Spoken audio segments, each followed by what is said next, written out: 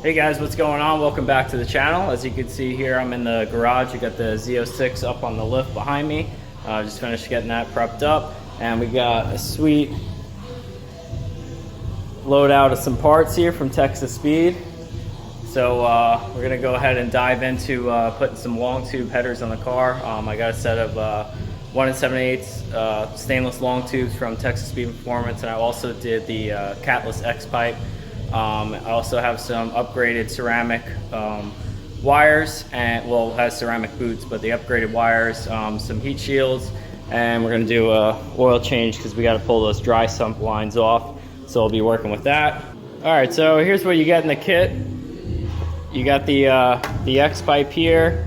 You got all your clamps, your O2 extensions. They also give you a new 2 new gaskets for the header to the head. You get all your coupler pipes, and then here's the headers themselves. Look really nice finish on the flange. They're all TIG welded inside, as you can see. The collector all TIG welded.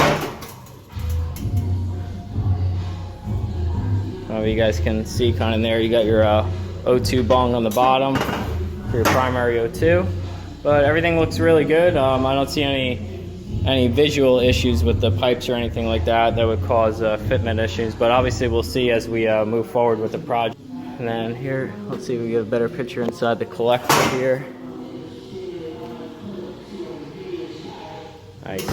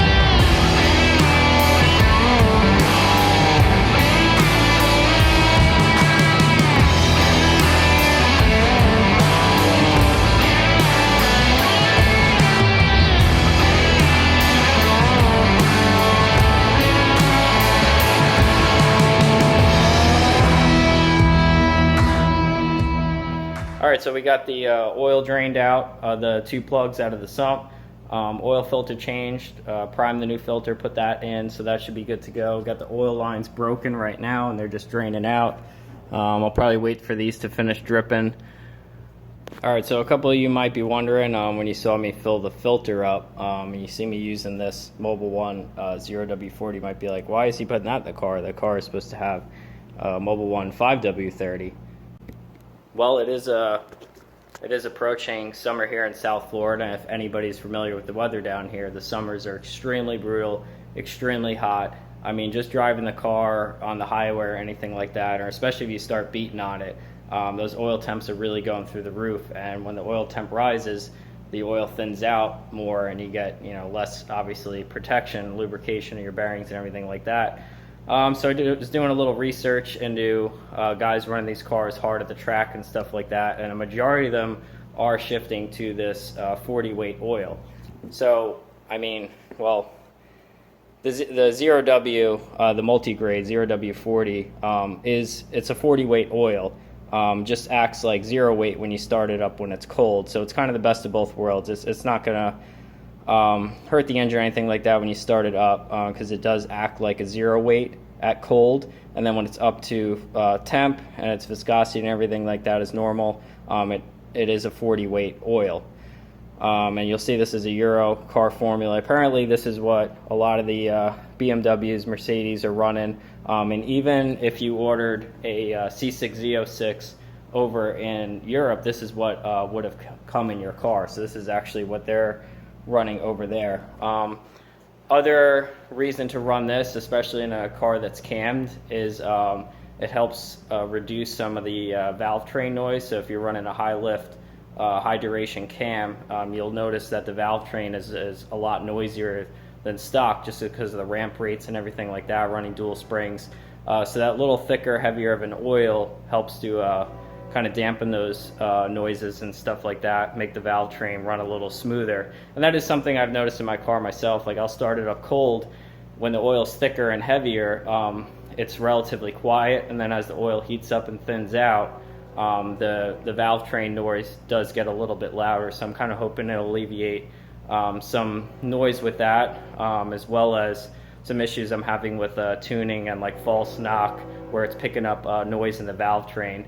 So my other option would be, if this doesn't really rectify the situation, is to run maybe a little bit longer of a push rod to get a little more preload on the hydraulic lifters, and see if that quiets the valve train down a little bit more.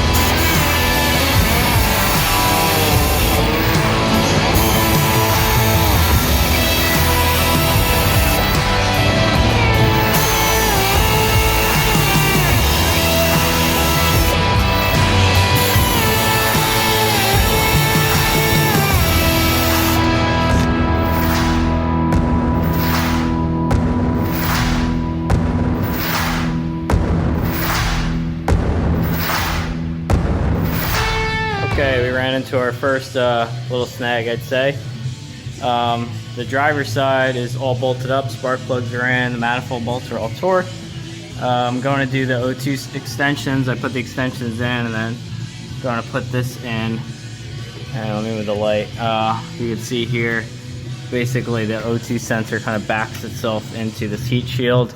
So I just kind of put a flathead screwdriver here and just hit it with a mallet and just kind of bent this in. You can see there's a pretty big gap here, so it can get pushed back a little bit. So I made enough of a gap there that's no longer rubbing, and the wires are clear.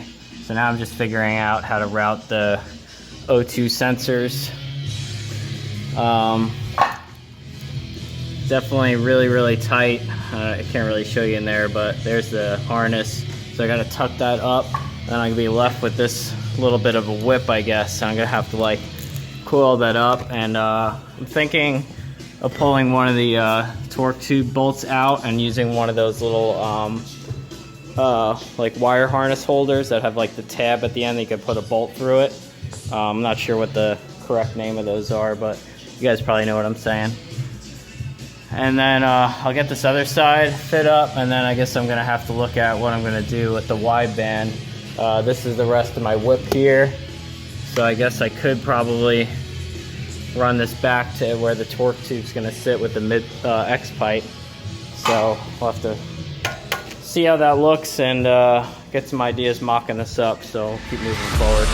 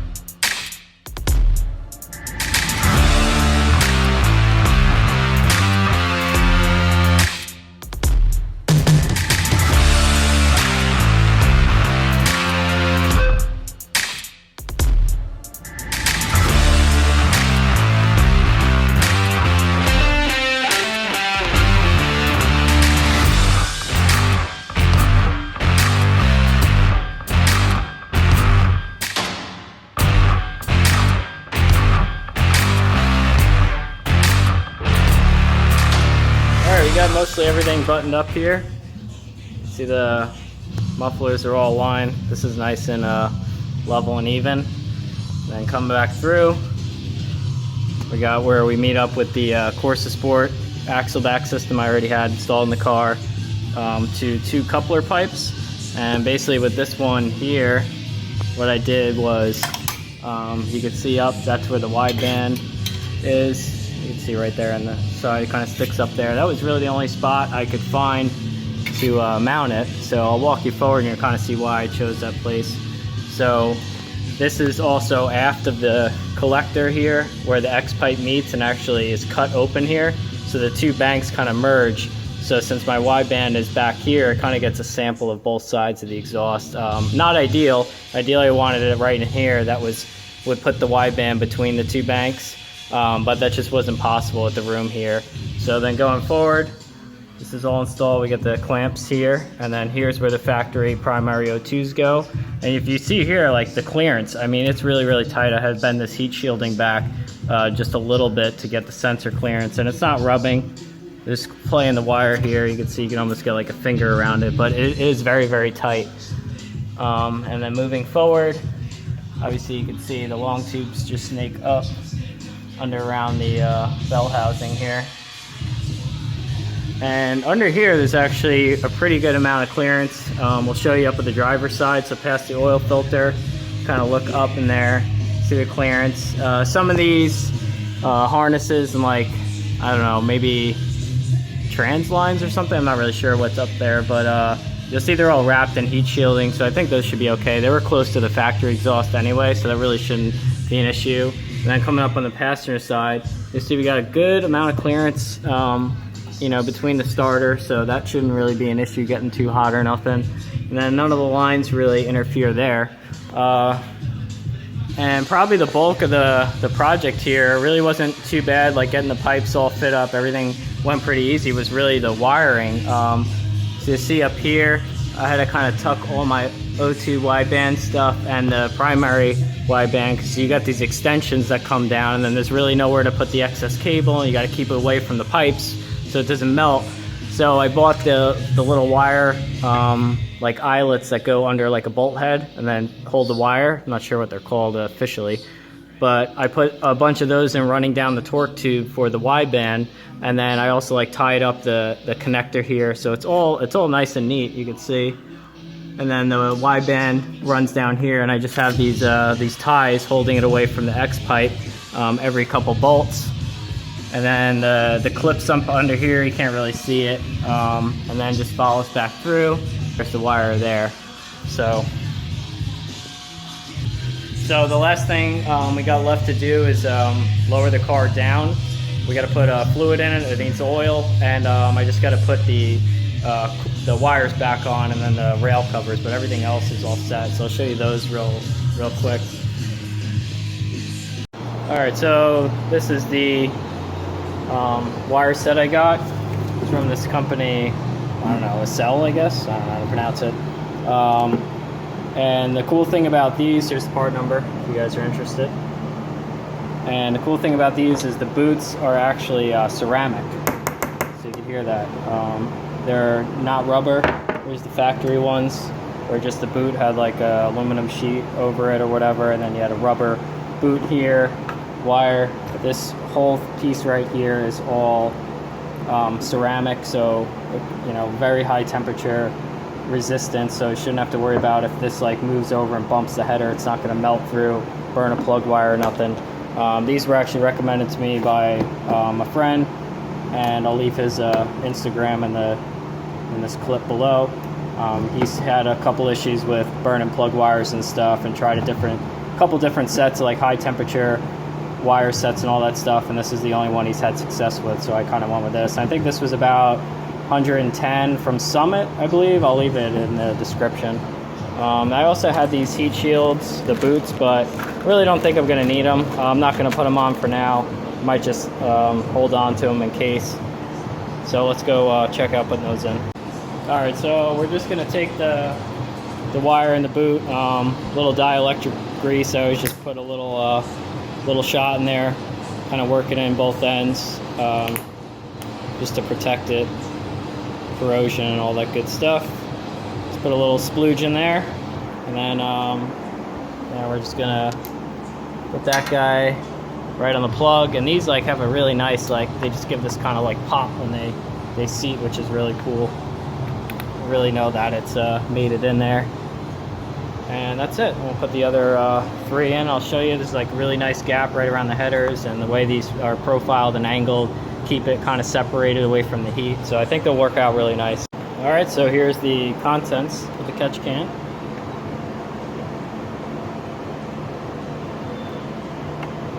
So that's it. Not too bad.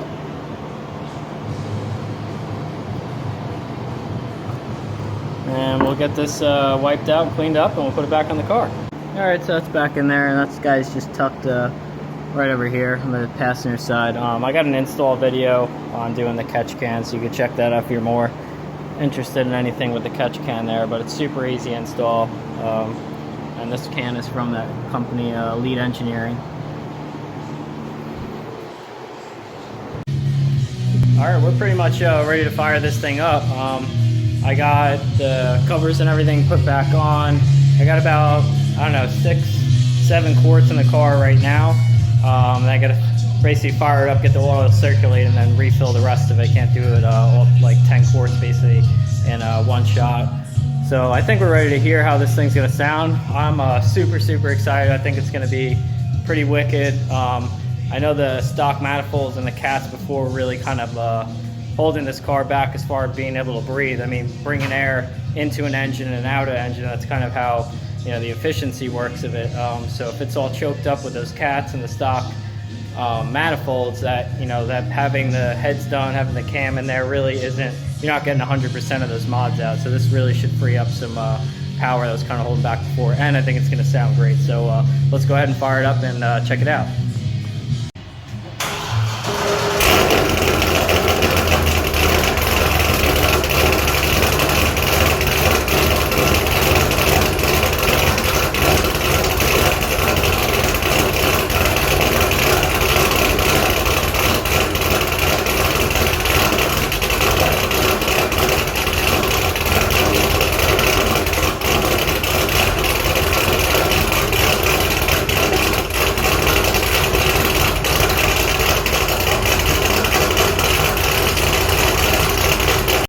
The cats really were being restricted in that exhaust. I don't even know if you can hear me because this thing is so freaking loud, but it sounds amazing. Super excited.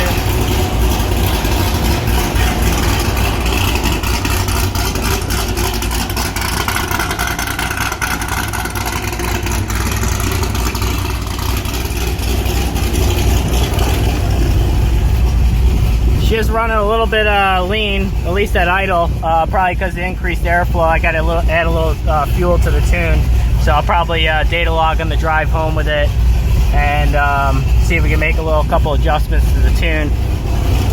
But other than that, super happy with how everything came out. We're gonna close this video out now. I'm gonna get the car washed and take it back home with it. All right, just wanted to get the car up to temperature, kind of let some of that oil burn off the headers and everything like that. Also need to bring the car up to like 150, shut it down for 5 minutes, check the oil level, top that up. We're all good there. Just give the car a quick bath because it's been in the garage for the past week. But super happy with the way everything turned out. The Texas speed headers, if you got a C6 Corvette, base Z06 or whatever, I definitely highly recommend them. The fitment was pretty damn good. And I mean, for what you're getting for your money, you're basically getting the long tubes, the X pipe, everything for $800. And I mean, I don't think you can really touch that if you went with like an American Racing headers, Cooks or anything like that. Like, you're going to be easy, I think like $1,800 or $2,000. Like, that's what I looked at, kind of priced it out. So I think this is a really good value for your money for what you get. Obviously, as I drive the car and kind of put some more miles on and get a feel for it, we'll have a better idea of the quality and everything like that. But as far as like fitting it up, like clamping everything down, leaks, anything like that, like the fitment of the wideband, I mean the primary O2 sensor is pretty good. Like, that was the only thing that was a little tight, but I mean, that's what you got to work with, so they had to make do. But anyway, I'm really happy how everything turned out. So now it's pretty much time to drive and enjoy the car. That's her sitting out there. So we'll bring her back home and put some miles on it this week, get the tune dialed in. And thanks for watching, and stay tuned for the next video. I'll keep you updated as things progress with the Z06 project, and see me on the next one.